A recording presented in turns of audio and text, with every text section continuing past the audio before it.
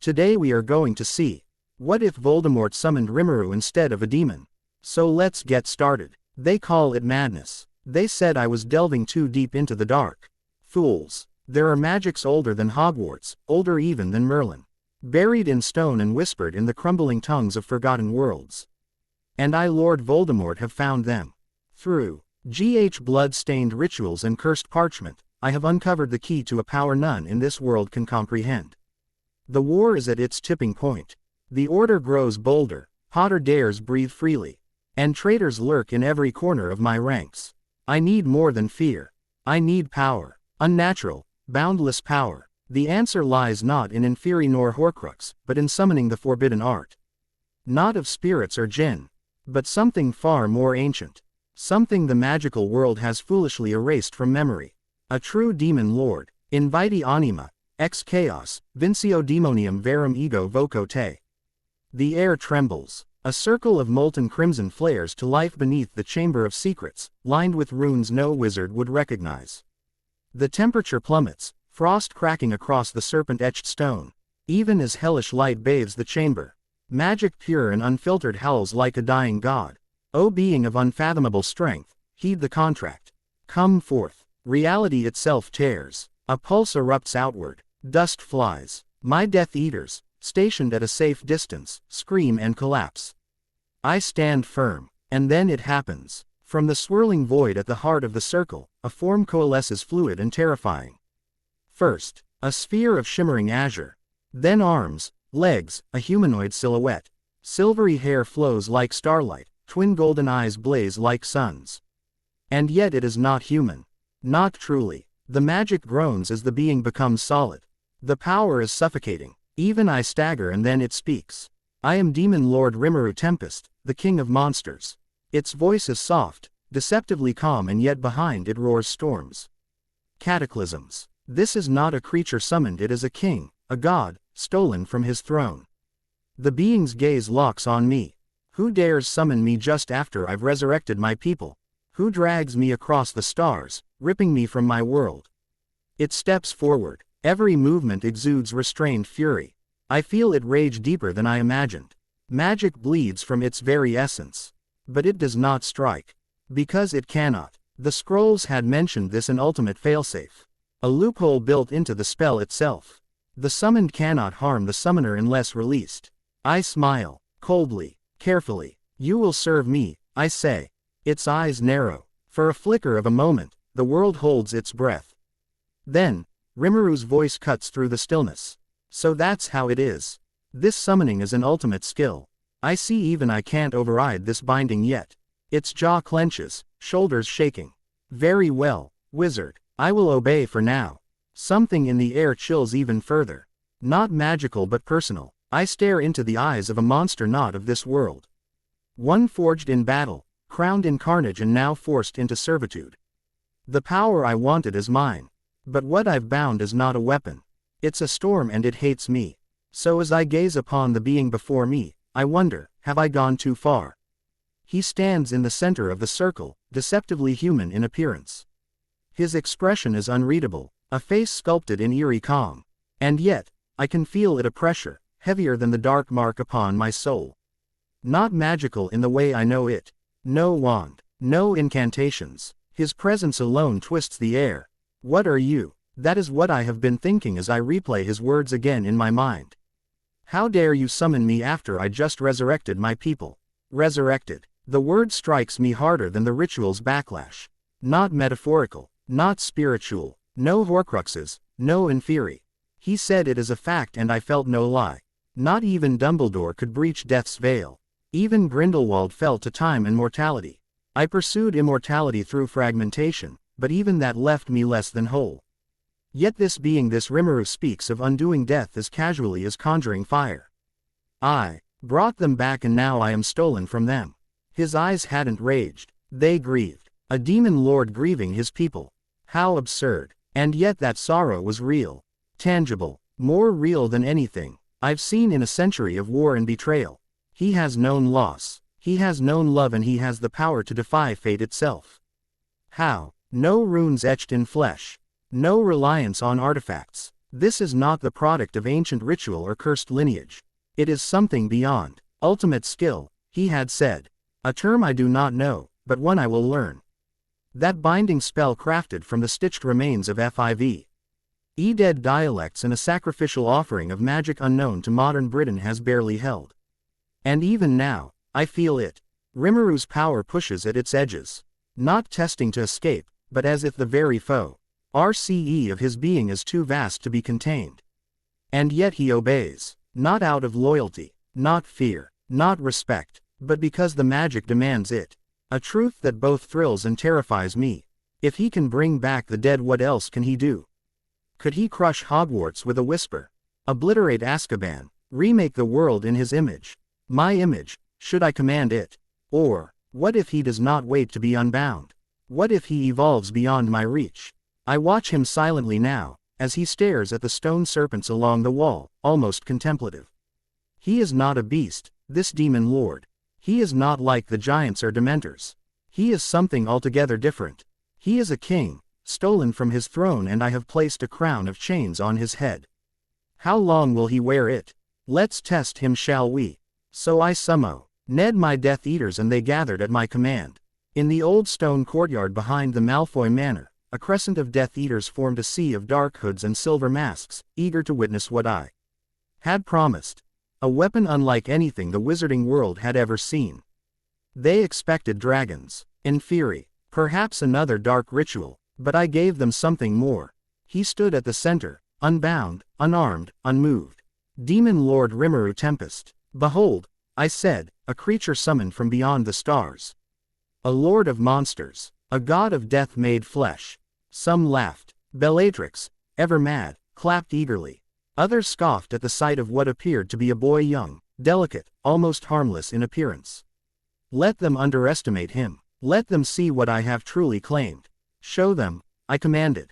Rimuru didn't respond. He simply stepped forward. There was no wand, no chant, no gesture, just a breath, and the world shifted. It began as a weight. A sudden, crushing pressure in the air that made every man present gasp. The wind ceased. The birds fled. Even the grass seemed to bend in submission. A wave of invisible force rolled outward from Rimuru's body. Demon Lord's hockey roll fell to his knees, vomiting. Not staggered back, clawing at his throat. Even Lucius trembled, hands white on his cane. What is this? He whispered, voice cracking like old bone. Bellatrix. She giggled with blood in her mouth. It feels like drowning in magic. I stood still and felt it too. A pressure on my soul. Not pain, not fear, something deeper, as though the very world was warning me, this being does not belong here. Yet Rimuru had done nothing but exist.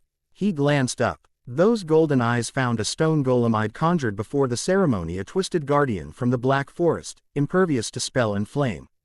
He didn't move. Instead, I heard it. Gluttony. King Beelzebub. And the golem was gone. Not shattered, not burned, just simply erased. Swallowed by something formless, vanished from the world with no trace. No spell had been cast. No incantation spoken, only a single thought, a whisper of will. The Death Eaters stared in open horror. What did he do? Whispered Yaxley. He consumed it, I answered. Breathless. Devoured it utterly. They will remember this day. Not as a demonstration, but a revelation. I saw the way they looked at him now, not with pride or hunger, but dread. They feared me, but they revered him, and so did I. Because in that moment, I saw what I had bound. A being with the power to erase life and form, to reshape existence itself.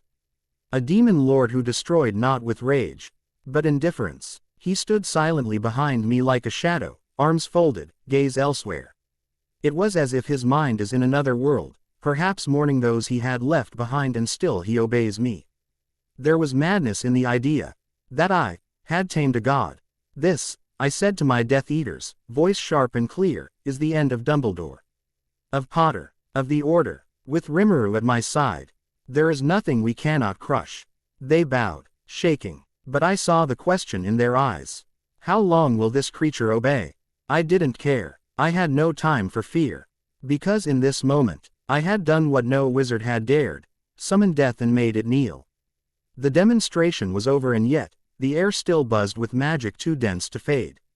The Death Eaters scattered like frightened rats, bowing, whispering, stealing glances back at him. At Rimuru, my new secret weapon, my crown jewel, my chained god, and I am his master. I led him down a narrow stone corridor beneath the manor.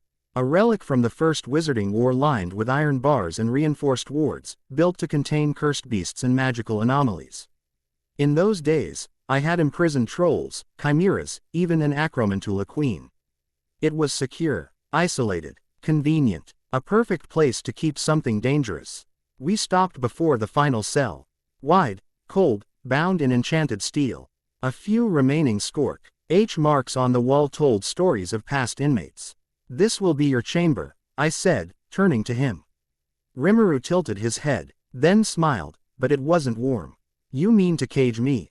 There was no heat in his tone, just quiet disbelief. Like a god being offered a seat at a child's table. He didn't move, didn't step inside. His arms were crossed, golden eyes glowing faintly. The same eyes that had erased a golem with a thought. I felt the pressure ripple again. Subtle, but unmistakable. Demon Lord Haki, leaking like a passive threat. The temperature dropped. The corridor dimmed. A normal man would have apologized. Perhaps bargained. I did not. "You are under my command," I said calmly. "You will obey." His gaze sharpened. That subtle flicker of rebellion still burned beneath the surface. But then it happened. The binding flared. Magic pulsed along his form, shackles woven into the spell that tied his very will to mine. His body twitched, not in pain, but as though some higher part of him was being pulled downward. A breath escaped him and then he stepped inside. Silent, composed and obedient. He sat in the corner, folding his legs like a monk.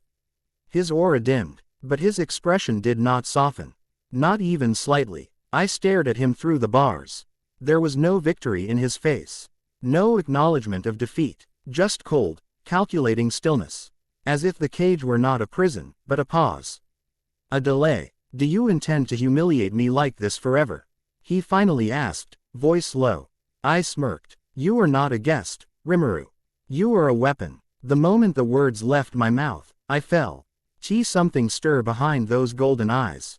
Not defiance, not rage, just a quiet, simmering promise.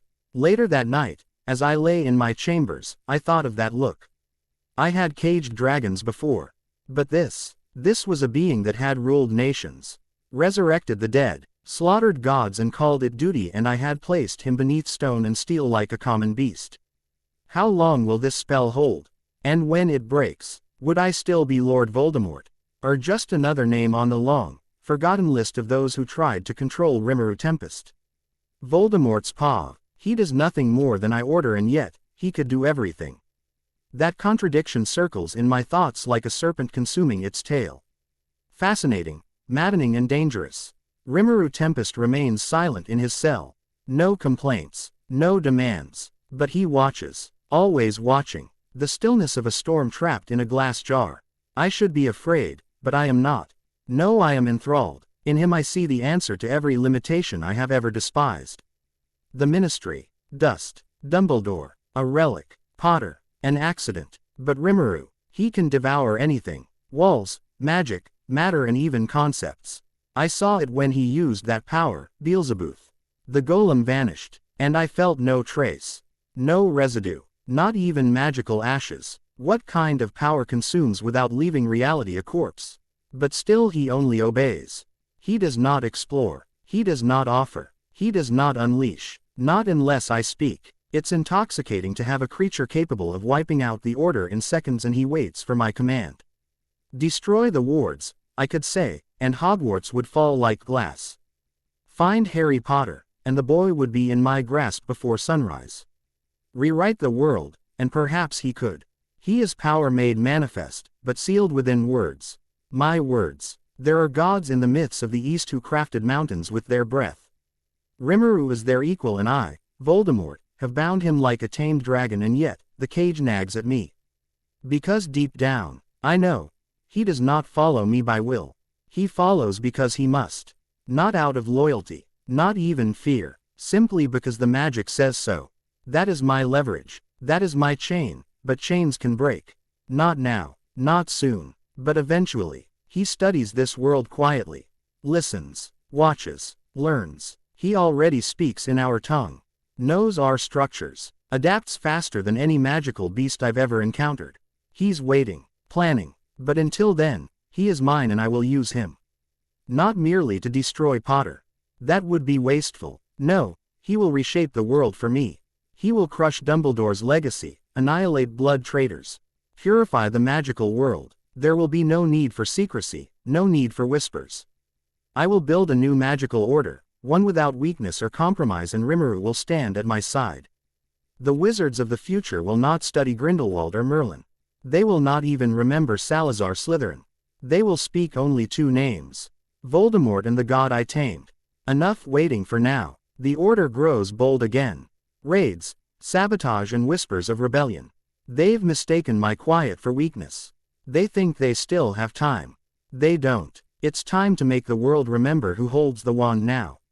Who holds the god? The raid was simple. A safe house, known to the order, hidden under layers of enchantment and guarded by half a dozen Aurors and Dumbledore's favorite pawns. The Weasley parents, Shacklebolt, even old Mad-Eye Moody, crippled but still dangerous. An ideal target. Destroy it, I commanded Rimuru. He said nothing. He never does, but the moment the order left my lips, he vanished. No wand, no apparition, just gone, like thought made motion. When he returned, hours later, he stood in the courtyard with his arms folded and his clothes unstained. He didn't boast, didn't smirk. He simply spoke. The safe house has been neutralized. I raised an eyebrow. Elaborate. His tone remained cold, detached. All anti-apparition barriers were consumed. I removed the structural foundation using Beelzebub. Magical defense collapsed within seconds. I left the survivors unconscious. You spared them, I asked sharply. You didn't order me to kill them. A pause. Not defiance. Precision. He truly only does exactly as I command. Shacklebolt lives. Moody, too. I could have had them dead. Their corpses on display. And yet, I clenched my jaw. A waste. But also a revelation. If this is what Rimuru could do while restrained, then what could he do with specific commands? Next time, leave no survivors, I said. He nodded once. There was no anger in him. No guilt. No hunger for battle. Just a strange, eerie emptiness. As if he were dragging out these actions with the same enthusiasm as a man moving furniture. Later, my followers gathered in awe. The news had spread faster than fire. The Order's fallback shelter, erased. Their prized defenders, overwhelmed. No trace of attack magic. No visible source. Just disintegration. As if the house had never existed at all. My lord, Lucius said, breathless, they say it was a walking curse. The Aurors don't know how to report it, there's no magical residue. They fear him, I said. Good, let them fear me through him. The Death Eaters bowed, but I saw it again. That silent unease in their eyes. They wonder, they whisper. They ask without asking, how long can this last? But I silence that tea. Hot with one truth. Rimuru Tempest remains mine and I will use him to break the world. One exact command at a time. I was still basking in the aftermath of victory when the owl arrived. The seal bore the mark of one of my spies. Embedded in the Department of Magical Accidents and Catastrophes. I opened it without urgency. Another report of chaos, perhaps. Another tremor of fear in the world I was remaking. Instead, I found silence in my own mind as I read the words. The safe house is intact, whole, no signs of magical damage. No evidence of any attack. As if it never happened. Moody and the others are alive and well. No memory of a raid. I read it again and again. No, that's impossible. I ordered its destruction. Rimuru delivered completely. I saw the aftermath. I felt the absence. Even the wards were gone. No one could rebuild that place so flawlessly. No one could alter the memories of Alistair Moody. No one except him. I stormed into the lower levels. Past the guards. Past the sealed corridor. Toward the cold steel cage where Rimuru sat, and there he was. Exactly as I left him. Legs crossed. Eyes half-lidded, resting. Calm. You reversed it, I said. He opened his eyes. Didn't blink. Didn't pretend to misunderstand. I did. The answer landed like a curse. I could feel my heartbeat in my throat. You were not ordered to. I know. Just those 2 words. Not defiant, not smug, but they cracked something inside me. You undid my order, I said slowly, tasting every syllable. No, he replied, I fulfilled your order. Then, once it was done, I restored what was lost. You said nothing about what should remain after. You commanded destruction, not permanence. Silence filled the chamber. He stared at me, not as a servant, not even as an equal, but as something utterly alien. He obeyed but interpreted. He followed but chose the terms after, and he could undo his own destruction. Restore life. Place time itself on rewind. All without wand, potion, or ritual. A being who obeys only within the letter. Never the spirit. A god with a leash, threaded around an illusion. I could bind you tighter, I said coldly, stepping closer. I could alter the spell. His gaze didn't shift. You could try. I paused. Not because of fear, not because of weakness, but because I knew, then, I hadn't tamed him. I had merely rented obedience from something far older, far more complex than I ever imagined. He was no beast in chains. He was a king in exile, and though he bowed to me now, out of necessity, out of code, I felt the edge of something deeper. A thought, left unspoken. One day, the leash will slip, and on that day, he will remember. However, this doesn't change the fact that I underestimated him. Not in power. No, that much I understood from the beginning, but in intention. This creature doesn't lash out. He doesn't need to. His silence is a weapon. His restraint, deliberate. He calculates like a god playing chess with time itself, but this time, he moved a piece I didn't see coming. He reversed my order. He undid destruction. He restored what I commanded broken, and he did it not as rebellion but as a statement. So I considered my next move carefully. The binding spell, ancient and arcane, has layers I had not yet tapped. Deep clauses, dangerous clauses. The original scriptures whispered of temporary severance, brief moments where the contract could be altered, rewritten, evolved. But to do so, I would need to release him. Even for a second, a single second. I stared at him through the enchanted bars. He sat unmoving, but his eyes, those cold yet divine eyes, were watching me the entire time. Not like prey watching a predator. Like a predator watching an idiot who thinks he's safe. I could modify the contract, I said aloud. Tighten it. Pee away your ability to act outside the boundaries of spoken command. He didn't flinch, didn't blink, didn't need to, and then, softly, so softly I almost didn't hear it, he answered. You could. The silence that followed felt like a noose tightening around the room. Then he added, but to do that you'll have to free me. A beat, even for a second. Another pause. Then his tone shifted just slightly. Still calm, still composed, but now, it carried promise. And I only need a second to kill you. I felt it, a tremor in the magic. Not from him but from the very universe around him. Like reality itself flinched at his voice. My fingers curled unconsciously around my wand. Not in preparation, but in reflex. You're bluffing, I said, though it sounded weaker than I intended. He tilted his head slightly. Am I? The way he said it, not a challenge. Not a threat, a truth. I could strip the spell. Tighten the leash, but to do that, I'd have to loosen it first, and for 1 second I would not be his master. I would be just another target. Just another man. Just another mistake. I left the cell in silence. I didn't speak. I didn't give orders. I didn't even look back. Because for the first time since I summoned him, I realized. I may be the Dark Lord of this world, but in that cage sits something that can end it, and he's only following orders, for now. Dumbledore's paw. The letter came at dawn. Kingsley's handwriting, the always neat, always precise, was shaking. That alone told me everything before I even opened it. Albus, we were attacked last night. At least we believe we were. The safe house collapsed. Everything gone, and yet when we awoke, hours later, we were back in it.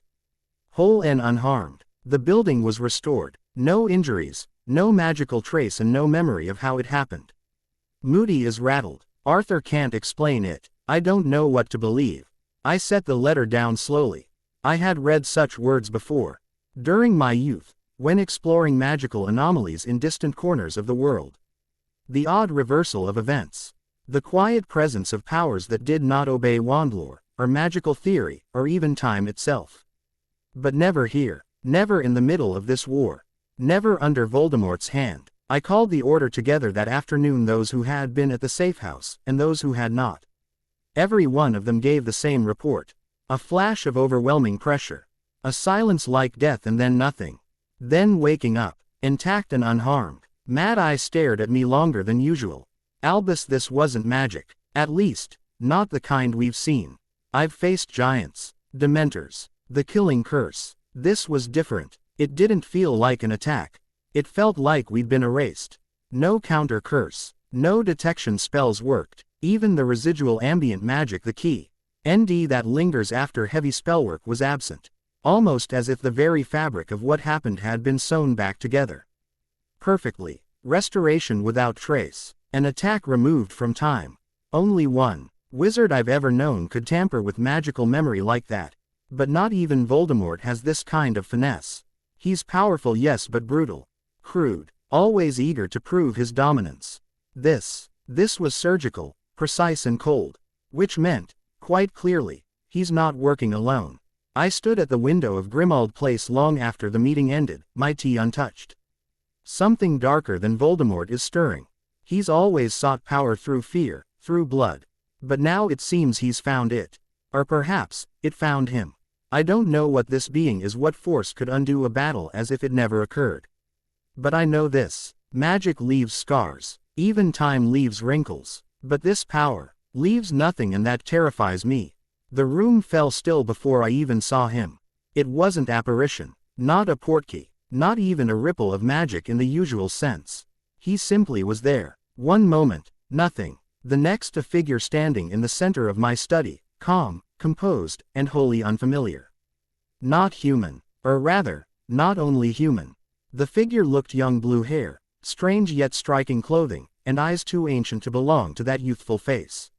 Eyes that had seen more than any soul should ever witness.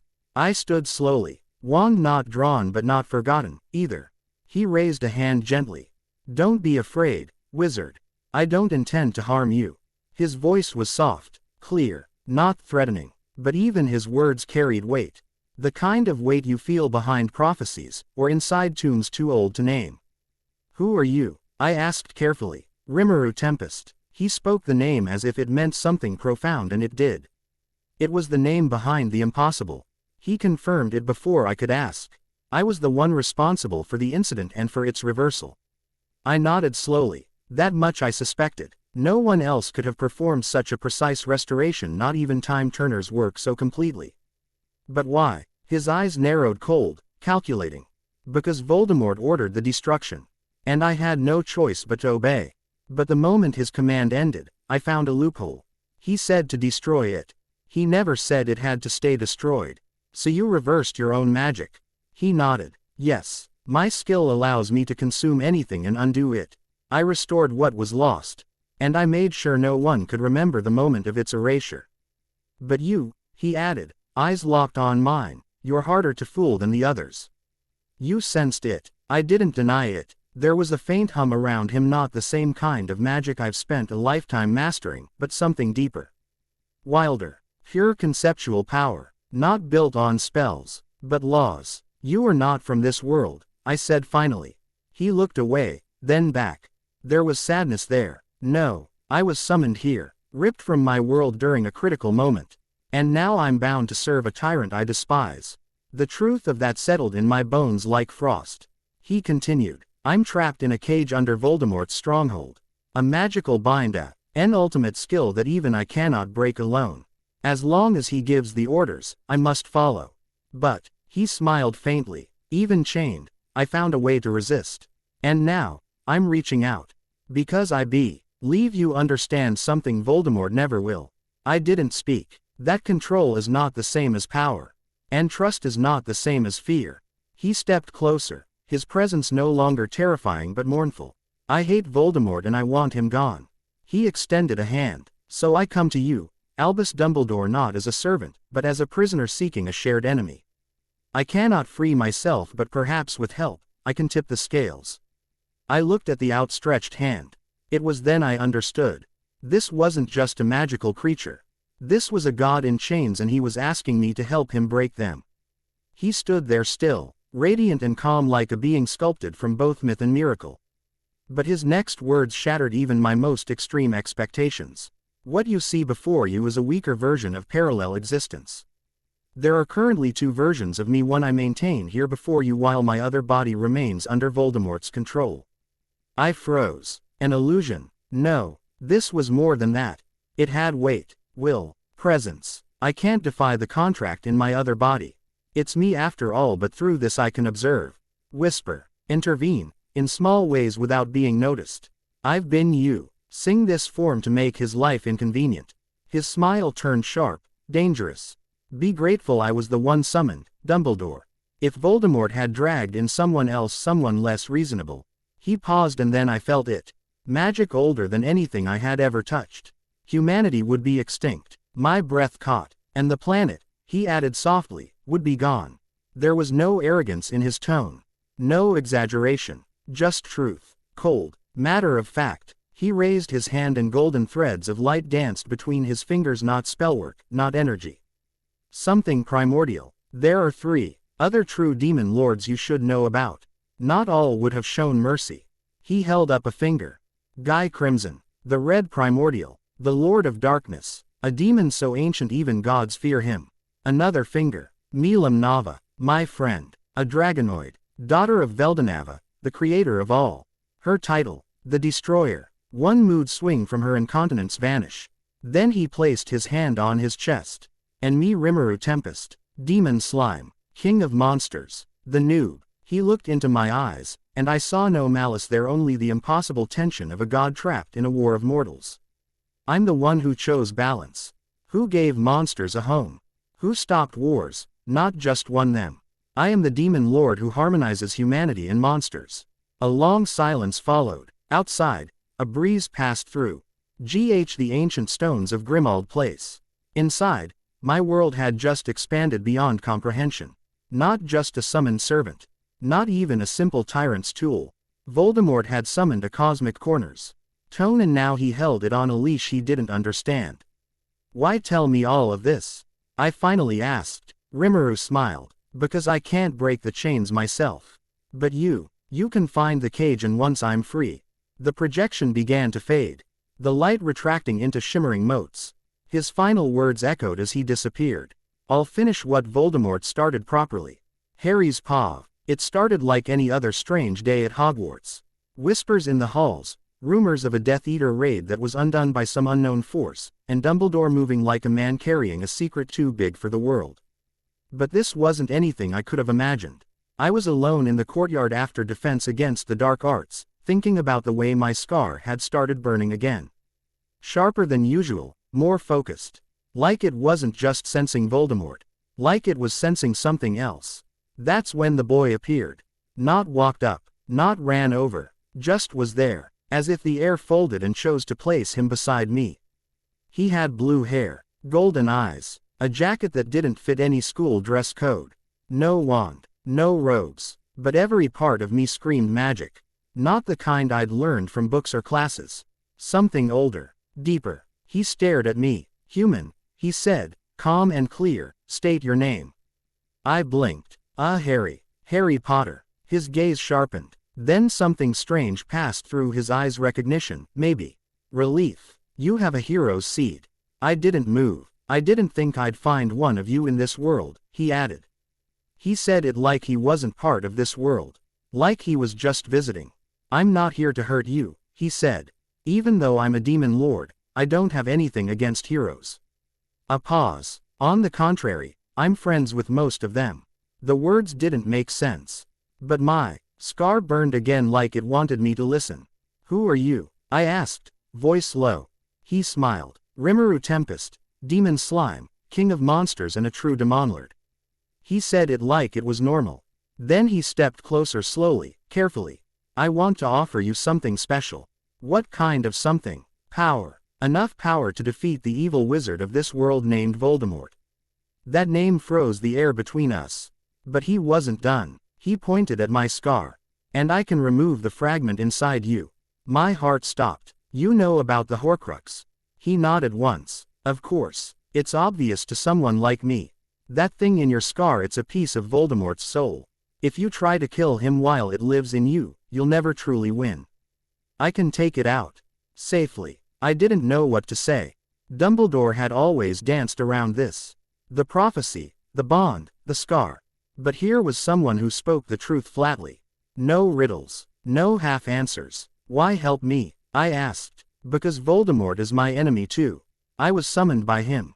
I am bound by an ancient spell, but I hate him, and because, he smiled faintly. Heroes and demon lords don't always fight.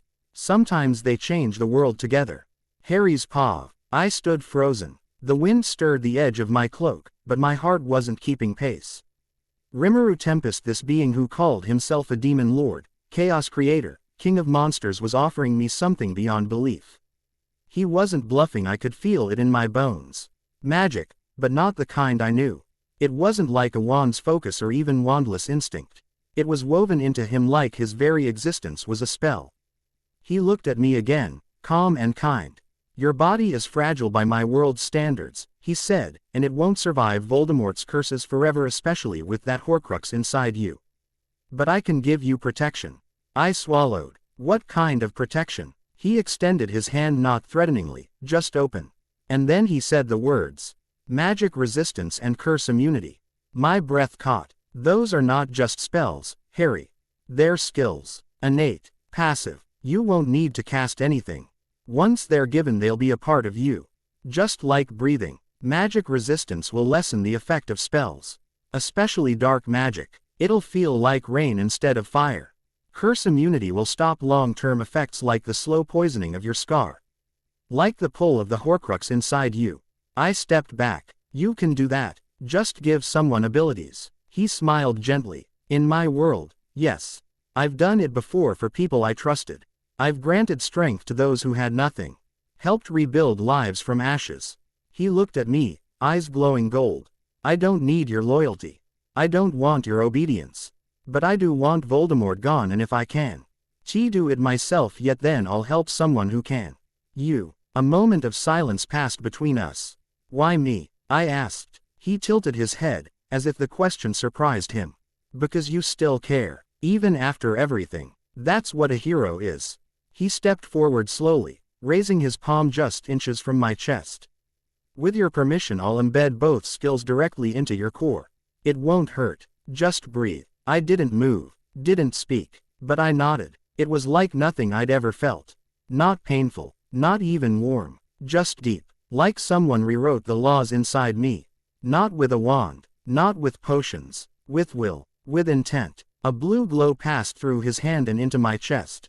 Symbols I didn't recognize shimmered for just a second, then vanished. Skill acquired. Magic resistance. Skill acquired. Curse immunity. I gasped. Not from pain. From clarity. The scar on my head didn't burn. For the first time in years it was silent. There, Rimuru said softly.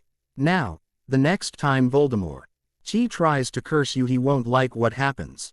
And the Horcrux. We'll deal with that next.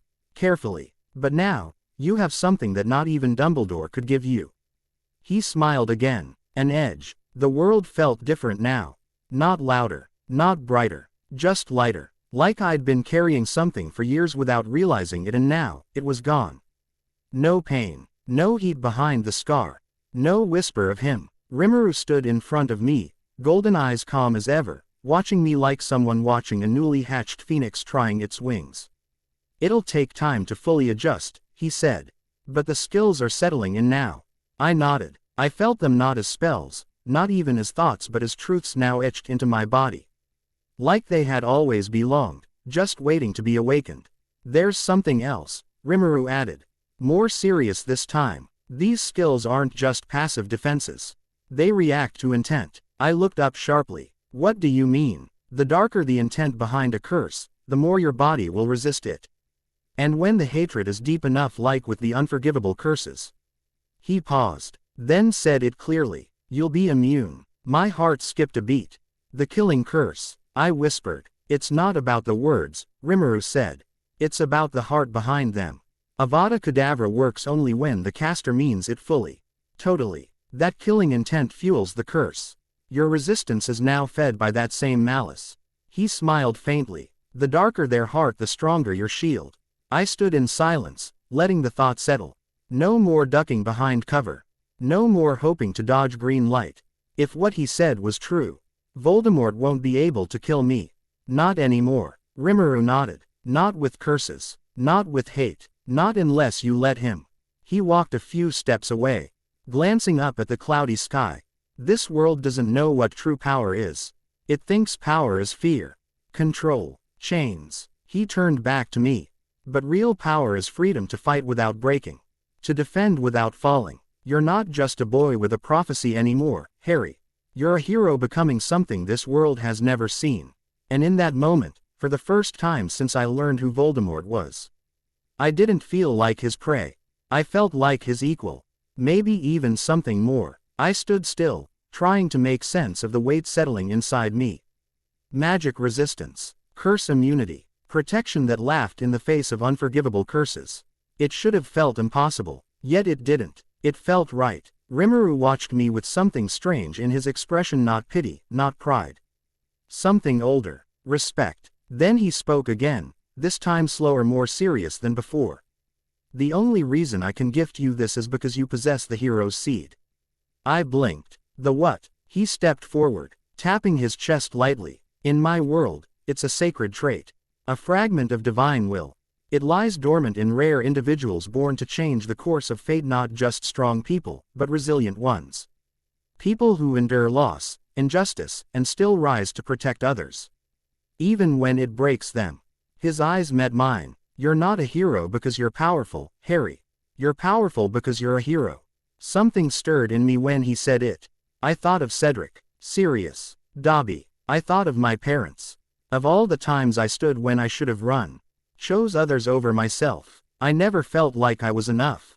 Not truly. But now I wondered if maybe, just maybe, I had been meant for something more than just surviving. Is that why Voldemort wants me dead? I asked. Because of this seed. Rimuru shook his head. No, he doesn't know it's there. Not yet. If he did, he'd fear you even more than he already does. Because the hero's seed is what allows beings like me to share power across worlds. Normally, I couldn't gift anything to someone outside my own kind.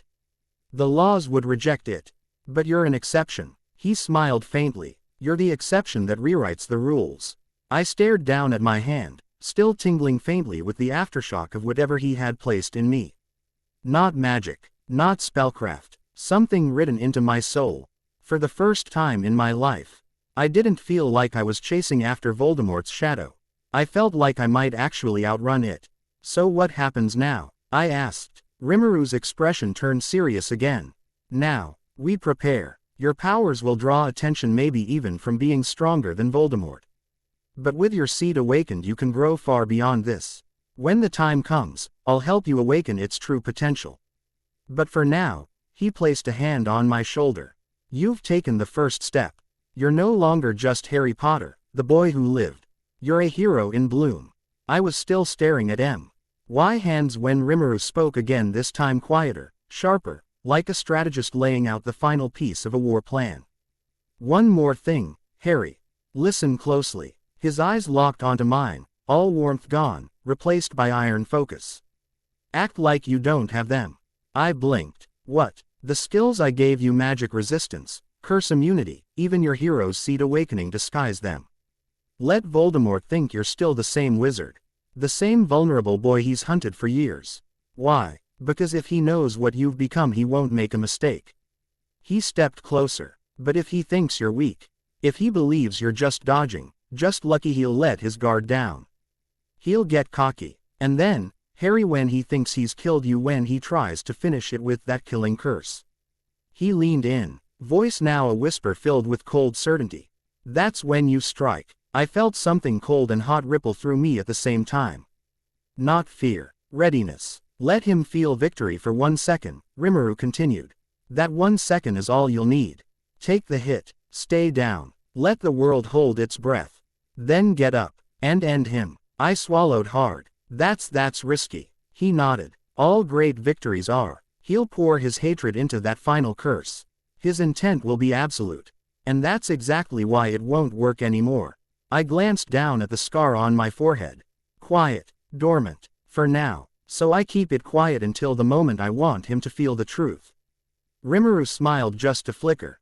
Exactly. The plan was simple in theory. Dangerous in practice. But it felt right. I'd spent too long running. Defending. Reacting. Letting Voldemort set the terms. Not this time. This time, I set the trap.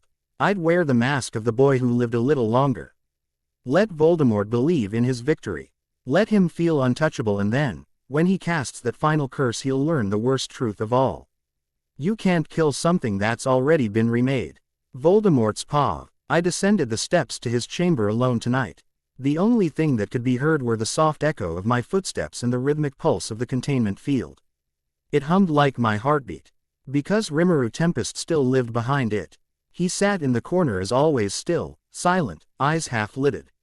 Meditating, perhaps, or merely waiting for something I would never give. I can't ever tell with him.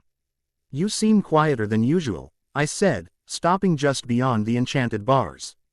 No response. I thought perhaps, with time, you'd see the logic of it all. The elegance of this arrangement. Still nothing, which was irritating. Only the faint sound of his breath.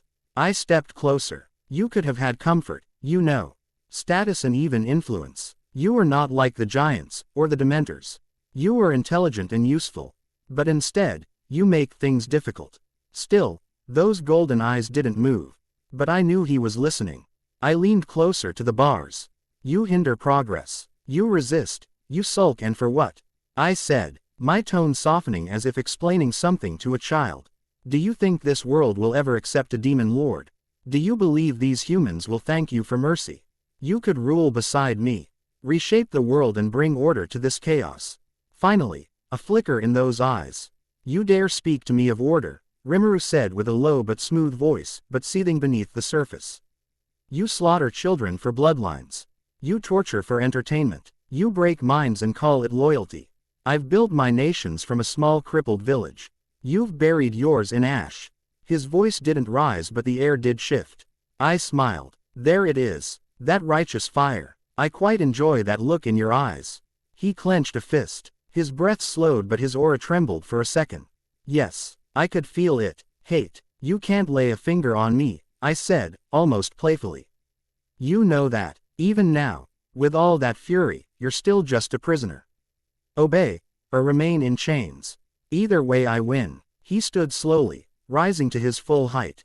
His golden gaze locked with mine, fierce, unblinking.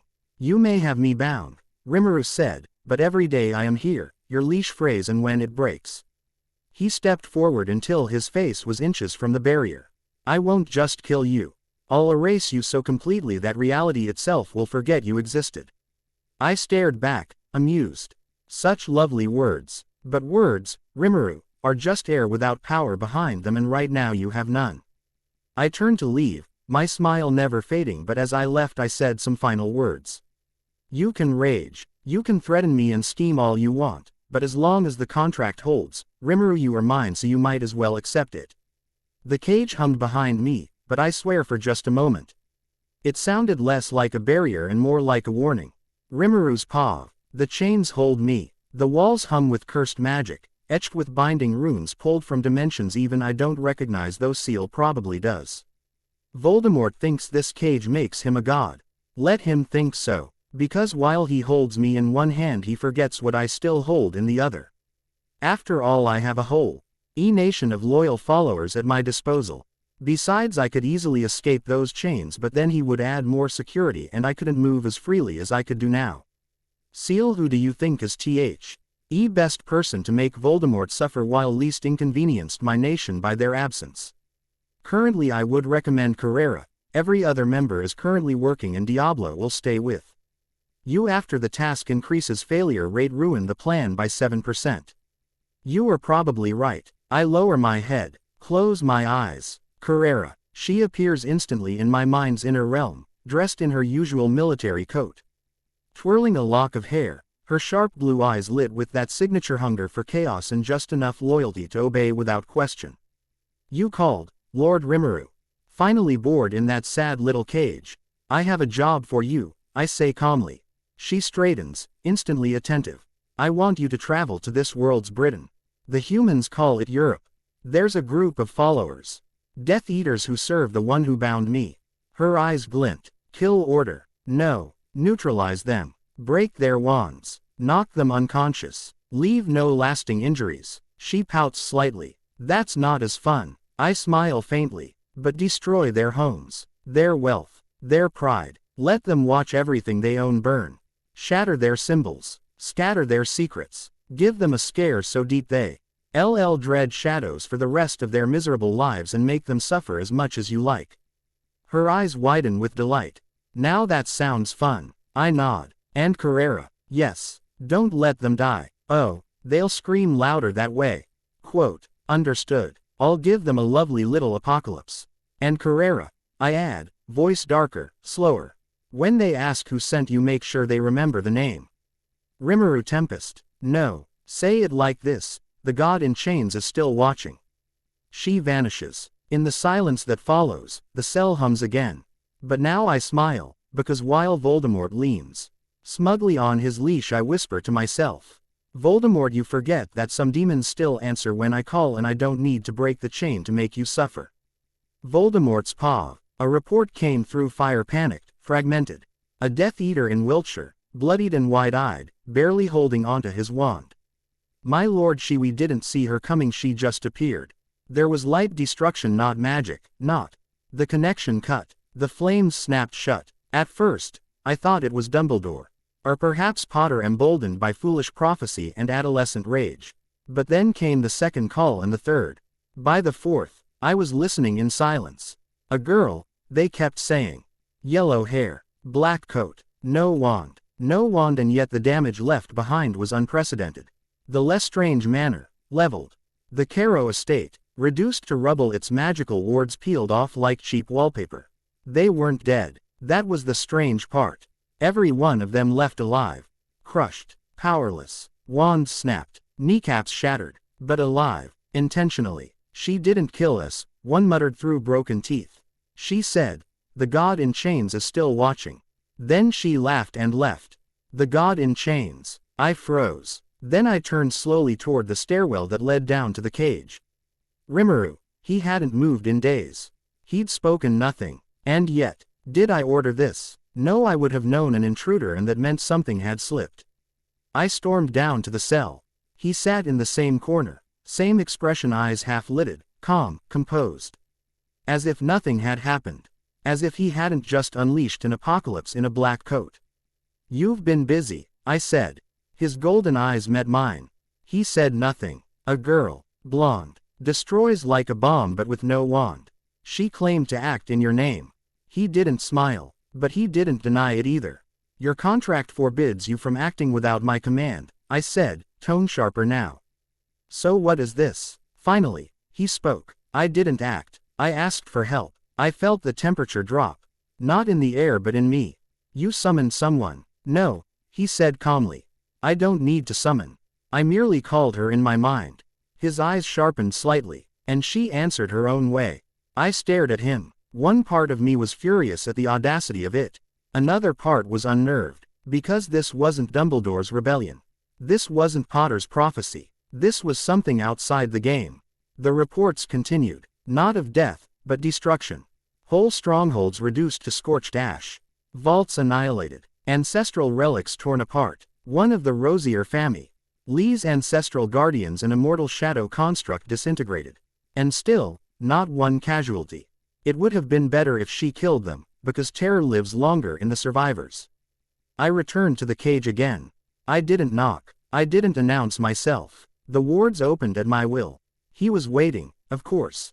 Still shackled and still so irritatingly calm. But I could see it now. His eyes held a glint of something not quite human. Not anymore. You didn't summon her, and yet she acts in your name, I said slowly. She claims to serve you. He tilted his head. She does. Then you've broken the contract, I snapped. No, he said softly. I didn't order her. There was a pause. Then he smiled, but not kindly.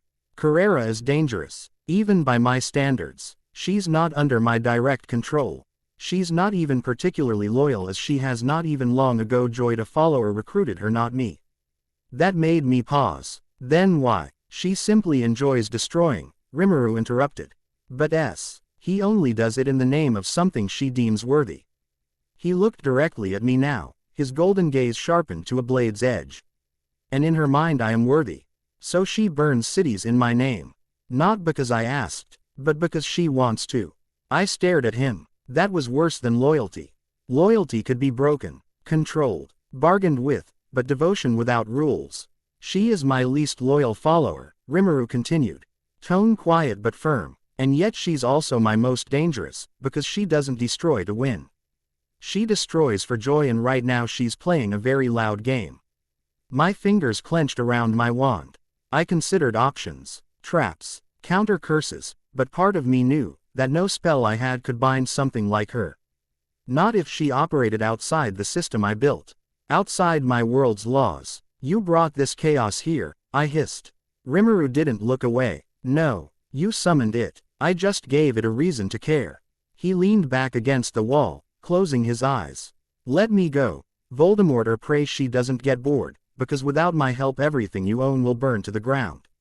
The end.